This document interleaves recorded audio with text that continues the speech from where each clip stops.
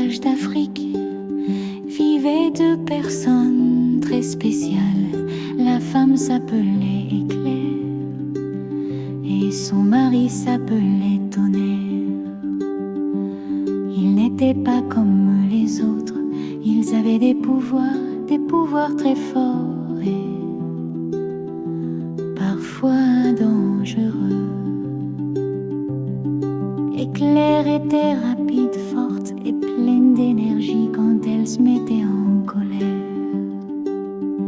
Ses yeux brillaient comme la foudre, ses doigts tremblaient, les os du feu sortaient de ses mains. Elle ne voulait pas faire de mal, mais s'arrivait sans qu'elle le veuille.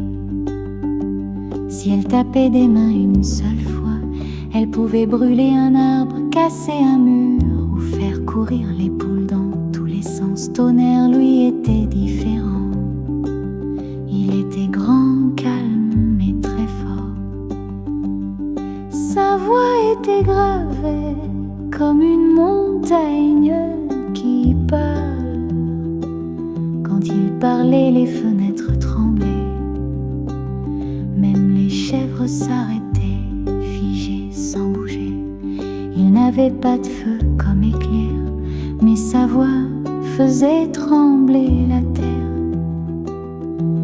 Les gens du village avaient peur, mais parfois Éclair et Tonnerre étaient gentils. Éclair aidait à cuisiner, Tonnerre racontait des histoires le soir. Les enfants aimaient beaucoup l'écouter.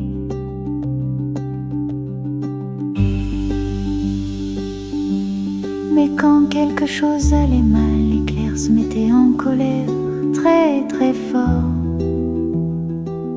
Des étincelles s'envolaient dans le ciel. Les feuilles prenaient feu et les toits en paille fumaient. Alors Tonnerre arrivait, il criait très fort, mais seulement à elle.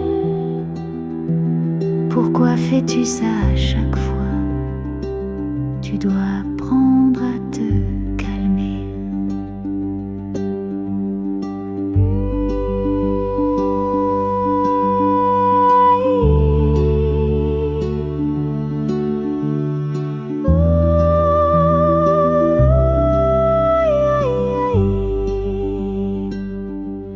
Mais il disait ça toujours trop tard.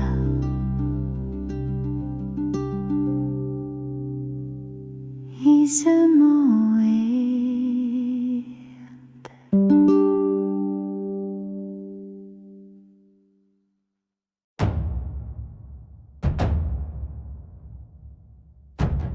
Les gens du village voulaient que tout redevienne calme.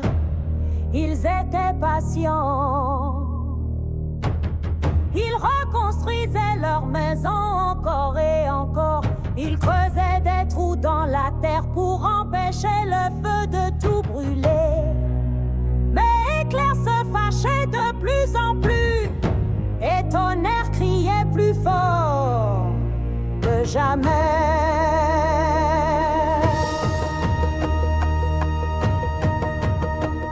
Un jour, Éclair reçut une assiette de bouillie froide. Et là, elle se mit vraiment très en colère. Elle sauta.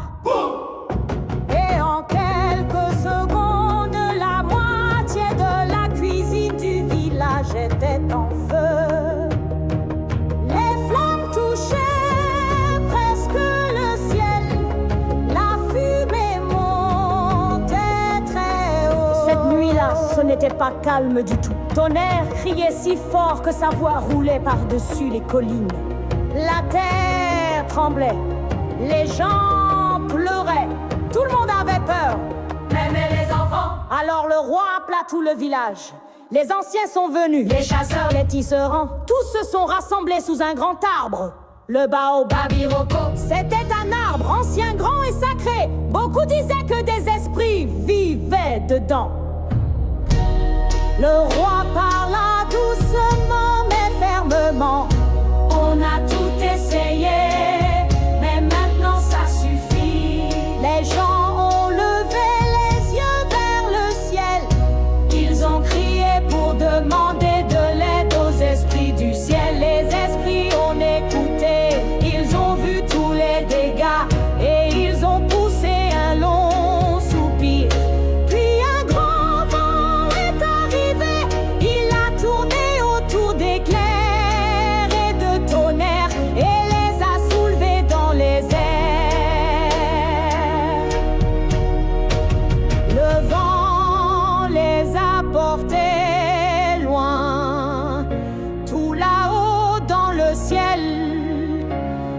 esprits ont dit d'une voix claire, vous pouvez vivre ici, au-dessus de nous. Vous pouvez crier, vous pouvez lancer vos éclairs, mais vous ne devez plus jamais blesser la terre.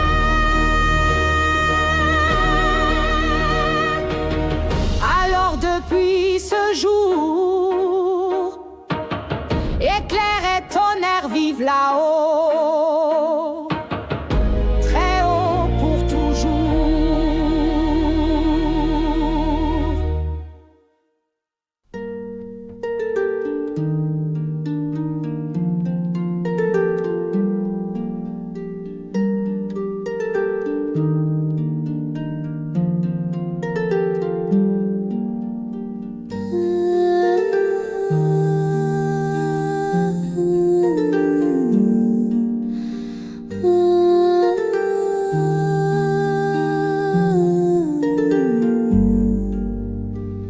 Et c'est encore comme ça.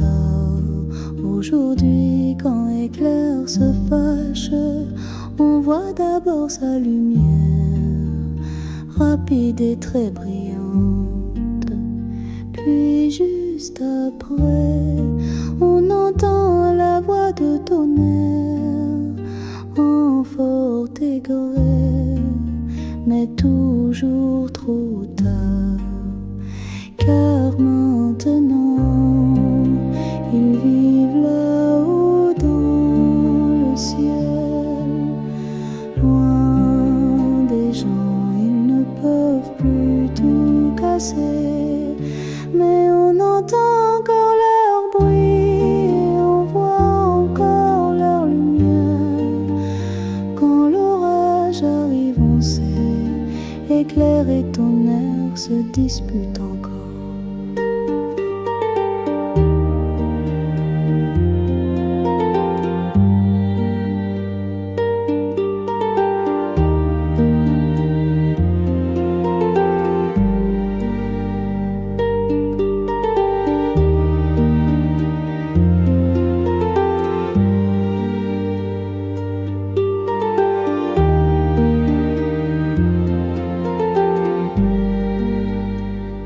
Ce que cette histoire